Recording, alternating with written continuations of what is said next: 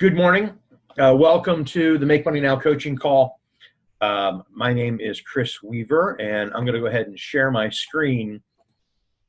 And I'm going to give you a little bit of background and tell you what we're going to be digging into today. So I have always said that I list homes that sell faster and for more money than other people. And for me, this was something that I believed in. And I have a very specific strategy that I have been using for close to 15 years with any listing that I take, and with coaching clients that I'm working with that have a listing that is not selling, but it should sell.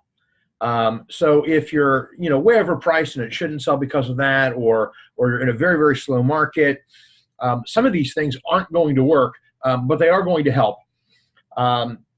And so this is the Make Money Now Sell Faster call. So if you've got a listing, you want to sell faster, this is going to dovetail in to a few of the other coaching calls. One is the listing presentation coaching call, which we're going to do in a few weeks.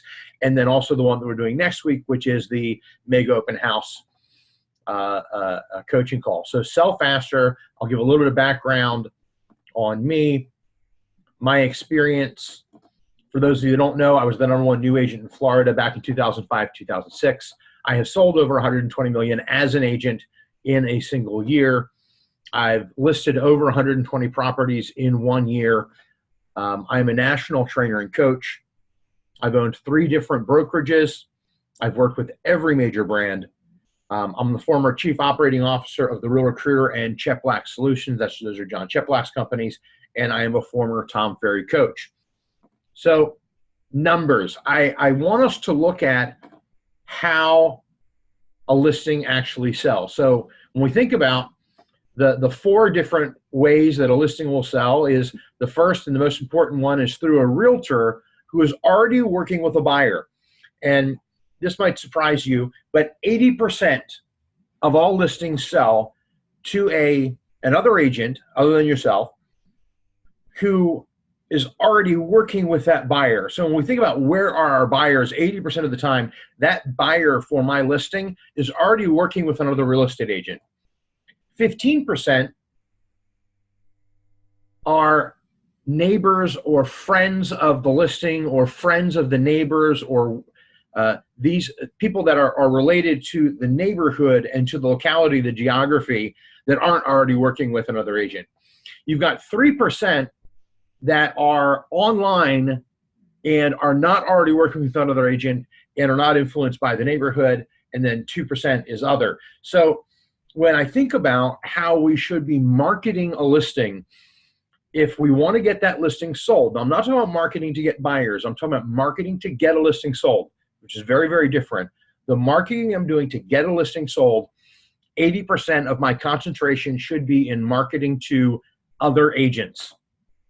So for every listing that I take, I develop a database of 1,000 real estate agents that have the highest likelihood of already working with a buyer for my listing. Now, this sounds like a lot, 1,000. It's really not.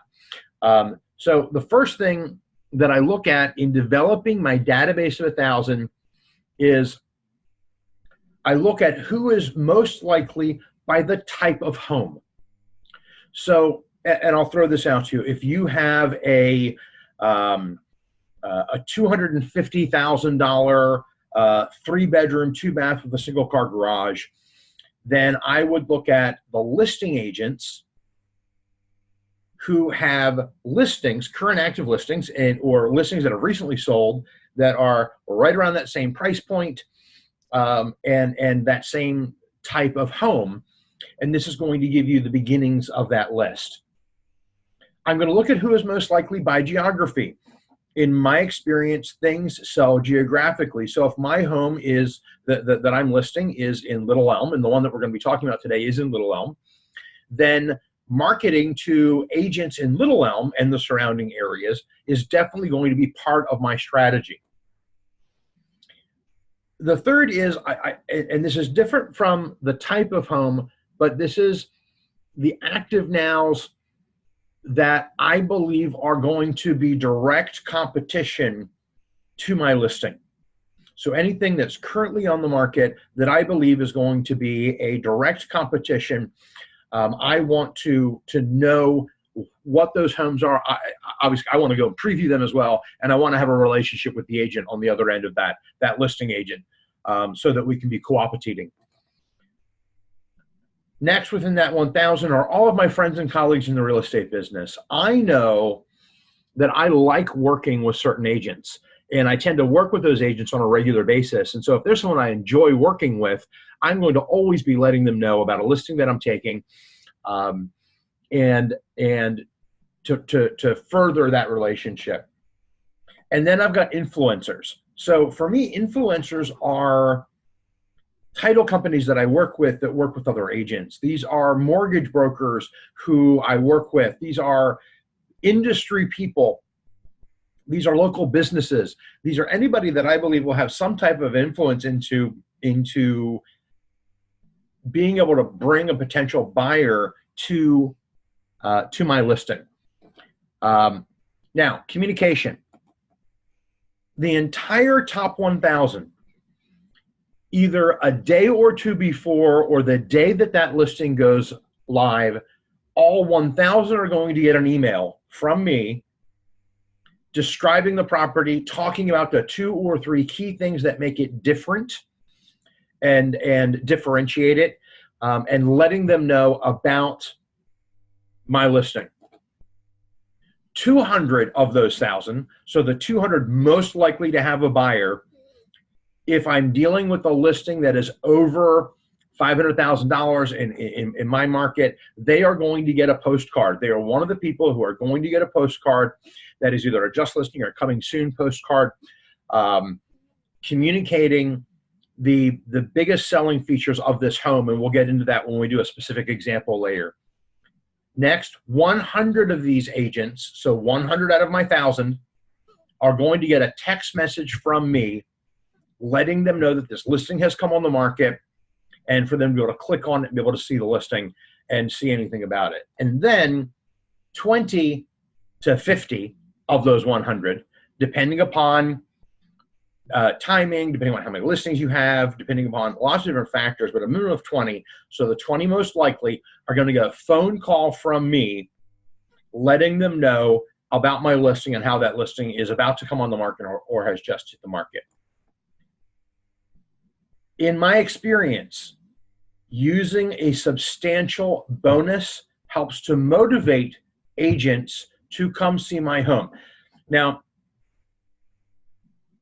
one of the things, and I'll talk about just very briefly about pricing strategy, for me in my experience with the way we look at how consumers search for property and how agents search for property, I almost always price a home on the zeros or the 50s.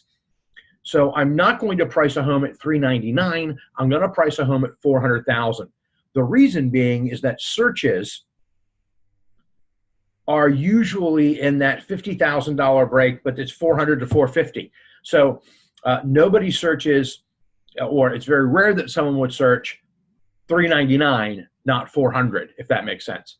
So what I usually do is if I think that a property, I'll just use this as an example, you know what, it's probably 640 is the number that I think is a realistic number of what this will sell for. Instead of building in upfront just my first price reduction, which I think most of you would do, I know I do, I build in my first price reduction. I also build in a buyer agent bonus. So what I do is I say, listen, here's what we're going to do. I think it's probably going to sell at 640. What I'd like to do is put a $10,000 buyer agent bonus for an executed contract, a full price executed contract in the month of April. And this is going to allow me to communicate with people who I believe have the highest likelihood of having a listing, and to motivate them to come see my listing, or to let their people know about my listing. And I would say this: I like substantial. I like extreme. I like doing them and this is just my own personal experience, in the form of an American Express gift card, and doing it. Obviously, they're getting that at closing. But I like having it be something that is big. And by big, I mean usually about at least 1 or 2 percentage points. So if we're looking at a home that is, 500,000, I would want to do a minimum of a $5,000 bonus. And those people that I'm calling, I'm calling them with this in mind. The next thing that we're going to do within this is we're going to plan a broker open. Now, notice that I said plan a broker open. I did not say execute a broker open. Here is my experience. If I plan a broker open properly, I will never have to have a broker open because my home will be under contract before the broker open can actually happen. But I want to plan that broker open. It gives me a second opportunity to reach out to the people that I want to invite to that broker open, those same people that are in my 1,000. So if you're going to do a broker open, definitely have sponsors. The reason why you want to have sponsors is leverage. I don't want to have to do all the planning and all of the work. So the two things that I get a broker involved in doing are having great food. If I'm going to do a broker open, I'm going to have great food. Now, I want to put this out to you. Great food for a realtor that goes to a lot of realtor events is not the box lunch from Jason's Deli, and it's not pizza. Now, I'm not saying there's anything wrong with that, but you want that sponsor to bring something in that people are going to be inspired about eating. I'll give you a couple of examples. When I was running Better Homes and Gardens, we would bring in a hamburger truck. So the truck would come, it would park outside, and they would, set up their grills, and they would grill fresh burgers for it. They were amazing burgers. Everybody loved them. Everybody looked forward to them. There's an ice cream company in Plano. I forget the name. I think it's Annie's or something like that. That they've got a truck as well that you can bring out. But be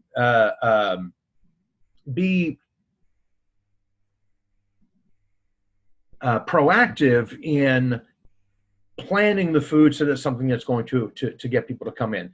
The next is have giveaways at your broker open every 15 minutes. So as people are coming in, you have one of your sponsors who is collecting business cards. And then literally every 15 minutes during the broker open, and you have to be there to win, you pull the name out of the hat for them to get some type of a giveaway. It can be anything from a $10 Starbucks gift card to whatever it is that vendor that is sponsoring wants to have as a giveaway. The reason why we do it every 15 minutes is because then we're not making people wait until the very end in order for there to be a drawing. And it's something that is occurring throughout the time of the broker open so that there is some excitement. Next, have entertainment. And if you are not a great juggler, don't juggle. But, having jugglers in the front yard is a great way of having entertainment. Having a little a chamber orchestra that's set up in the backyard, and these can be even high school or college students that are more than happy to do something like this.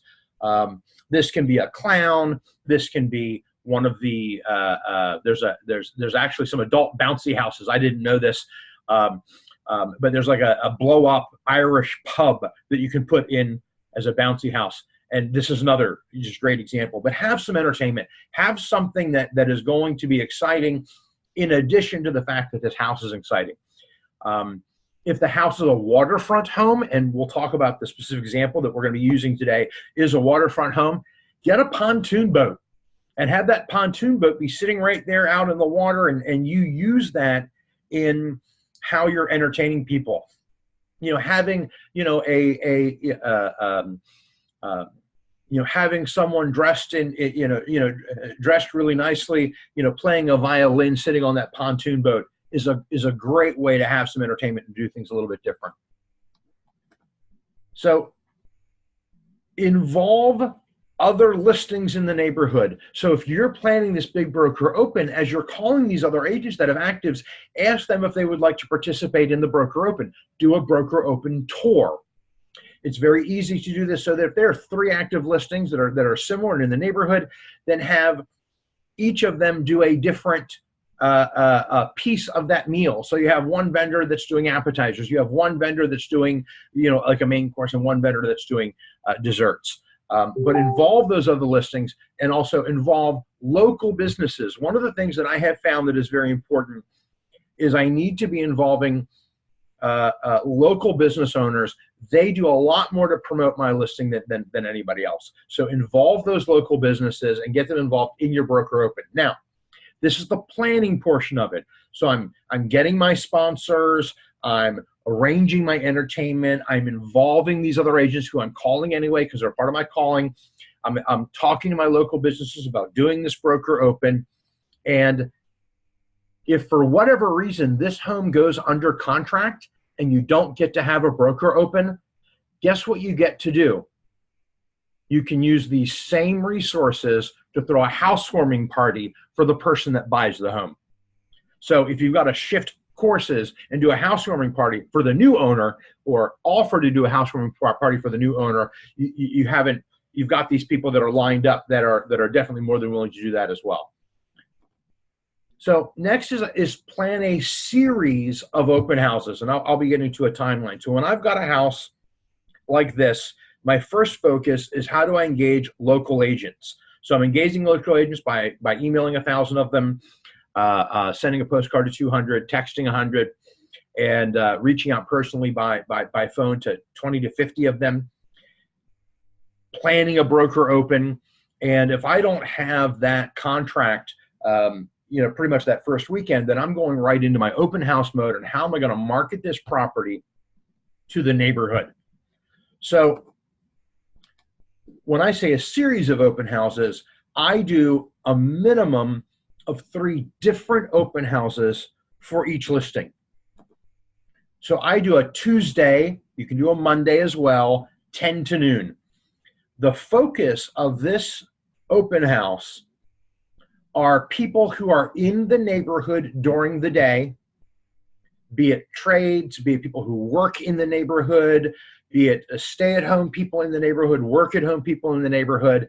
And so I want to market one of these 3 open houses that I'm doing each week to those people who probably aren't going to come to a weekend open house and are people that are in the neighborhood during the day. So I've got my Tuesday 10 to noon open house. Next, I've got my Thursday 4 to 6. It could be a 5 to 7. You do it based upon your market. And this is a twilight wine and cheese. So I want to do it so that it's going to begin to get dark at the end of my open house. Homes look differently in twilight. For those of you that do luxury listings, you know how the value of doing twilight pictures. So do a twilight wine and cheese as one of your 3 open houses. I like doing them on Thursday evenings. And then your normal weekend open house. So what I'm doing in planning for these open houses is, again, I'm planning these open houses. I'm beginning to engage my local businesses. I'm beginning to engage the neighbors. I'm beginning to invite the neighbors. And I'm planning these open houses. Now, if I get the house under contract in that first weekend, these open houses probably aren't going to happen, or I'm going to stop promoting them in the same way. But you want to start that plan for that series of open houses so that you're engaging with the neighborhood. So let's look at a timeline of how we should be doing this. So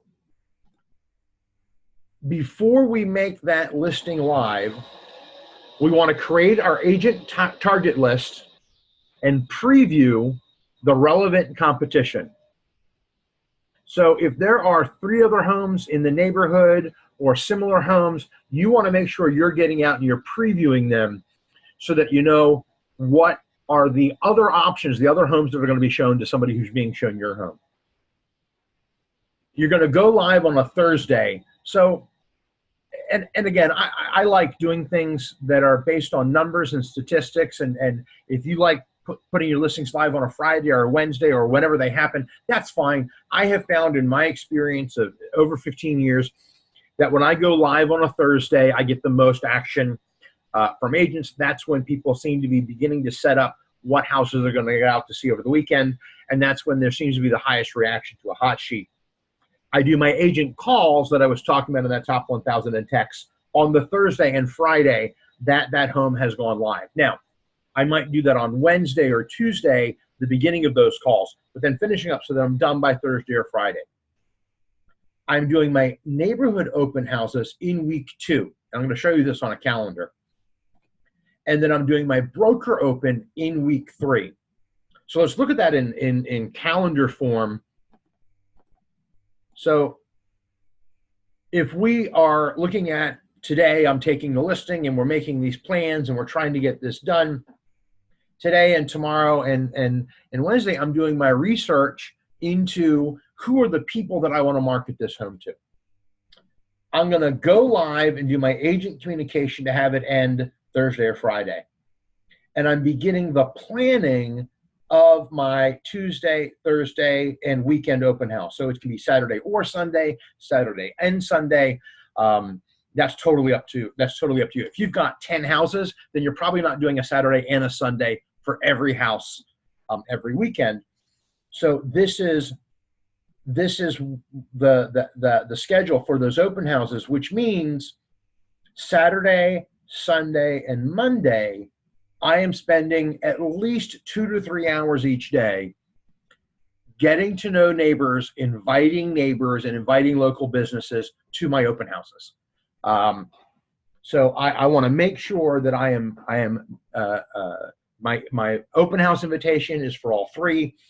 For those of you that are familiar with how I farm and have been through some of my farming classes, when I talk about inviting somebody to an open house, we've got written invitations, we've got email invitation, we've got phone invitation, we've got door knocking invitation. I want to make sure I am creating a lasting impact on the people who live in that neighborhood. This is my biggest opportunity to demonstrate my competence and my relevance over time to people who live in that neighborhood. And that gives me the highest likelihood of then getting another listing in the neighborhood. So my broker open in this is then scheduled for the 23rd. So I've begun my communication on the 11th and 12th, letting them know about the listing. I then make sure my broker open invites are going out on Friday by email, by text message, and by phone calls. And so the same people that I call and text message on the 11th and 12th are the same people that I'm going to call and text message, unless I've gotten somebody who's a jerk or somebody who I don't want to invite or it's not applicable. And those are the people that I'm going to be inviting to my broker open. So deep dive into some of the research. So the home that we're doing this for this week is a listing that Juan and Bettina have. It's at Lake Louisville. Here are the things that make it unique. Number one, it's waterfront. It's got a pool. It shows like a model home, so it's not grandma and grandpa's lake house. And it's priced at $650. So when I look at the geography, obviously, or before geography, I'm looking at what I did is I pulled the list of all waterfront listings from 550 to 750, listing agents and sales agents, exported, and I sorted them by agent. And that's going to give me, there's 250, just so you know, there's about 250. There are 250 that I pulled. And so the people that I want to call first on these are the people that have multiple listings or have sold multiple homes that are waterfront in that same price point. And obviously all 250 of them are not going to get that phone call, but probably they're going to be the highest up on my texting list. And that's how we'll discern and figure out who we're going to call. Next is obviously I want to interact with all agents in Little Elm. Messaging of, wow, wouldn't you rather be on the water type of thing. Next, I want to go up into Prosper and Salina and look at the agents of Prosper and Salina, obviously the Frisco agents and agents in the Colony. So I'm being very specific when it comes to the waterfront people from 550, 750. But other than that, because it's not that big of a number, it's actually 2,500. But I already have those lists, so it's easy for me to set up an email going out to those agents in Little Elm, Prosper, Salina, Frisco, and the Colony. Now, I do not check any of the texts. I just see there's a whole bunch here. Great. So, Craig, thank you. That's what I was going to say. Craig and Neb and Juan, if you're in the chat and you see people in the chat, please answer, because I usually don't even look at it, and I just want to make sure people get it, answers to their questions. So we've done our research deep dive. Let's go a little bit further into looking at what's next. We've got 3 minutes left in this coaching call. So if you are local, if you are here in the greater Dallas-Fort Worth area, tomorrow at 11 o'clock, I do my pop-up mastermind. And the first thing that we are going to be doing is Juan and I are going to be sitting down to that pop-up mastermind and drilling into this list of the 250 agents and putting together our call list of who are the agents that we're going to reach out to let them know about this listing. So next week, and then we're also going to be talking about planning the broker open and those things and anything else that anybody else brings. So if you're not sure about where the pop-up mastermind is, feel free to reach out to me later, or reach out to the person who invited you to this call if you're local. If you are not local, then text me and I can help you with putting this stuff together, or put you together with whoever it is that can help you. Next week, we are going to be digging into the Mega Open House.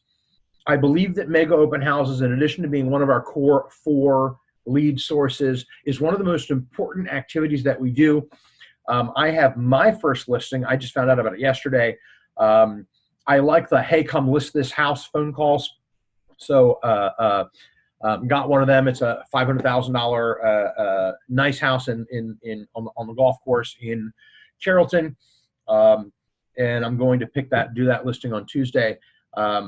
So next week, I'm going to be digging into how to do a mega open house. In my experience, doing mega open houses is one of the most important lead sources. It ties in so directly to how we farm and how we work our sphere and how we demonstrate our competence and relevance over time to neighbors and to people that we want to be working with when it comes to sellers. So if you need help or you're not sure how to implement, definitely feel free to text me. My last slide in this, as always, is there's only one person who is incompetent at being your coach. That is you. Unfortunately, you do not have the objectivity to be your own coach. Neither do I. And that's why I have people around me that I bounce ideas off of and that I get help from and that hold me accountable. Because if I was the one responsible for holding myself accountable, the only thing that I would do is eat lots of Twinkies and sit in front of the TV and believe that I was going to be a multimillionaire by doing it. Don't laugh at me, Juan. Don't laugh. So, Chris, can I interject? Can I say something real quick? Please do. I did not realize that open houses could be used this way. In all the years that I had been doing open houses and the recommendations for open houses, I did not realize the magnitude and the usefulness that you could use it and how you can involve the community and be such a, I just don't understand. Like, it's just amazing. It's like people are going to come to you versus you going to them. It's just an amazing concept, what you got going on. This is not how I've done open houses. So I did not understand the true value of open houses until I listened to this video. Unbelievable stuff, man. Just thank you for doing it. So I'm going to throw this out to everybody as I close down this call. We're at 10:30. Is for those of you that are going to be coming to the talent attraction coaching call, which is in 15 minutes at 10:45. If you're interested in talent attraction or recruiting, definitely come back. It's the same link. And I'm going to be talking about using some of these things that we talked about today in that. But I just want to throw this out. Is if I could create a condition where people are inviting me and asking me if I will do their listing, if I will help them find a home, it's much better than me reaching out and saying, hey, I want to sell your house. Hey, I want to help you buy. If I can create a condition where people are reaching out to me in order to do business with them, that's so much better than me reaching out to them and trying to convince them they should do business with me. So if you need help, if you're not sure what to do, go ahead and shoot me a text, and we'll chat one-on-one, or we'll text back and forth, and we'll get you set up so that you've got the support that you need. As I've said numerous times, my number one priority is to coach, train, and lead agents in my marketplace. So have a great rest of your day. And for those of you that are going to be on the talent attraction call, I'm going to shut this down, take about a 5-minute break, and then I'll restart that one up. So have a great rest of your day, everybody.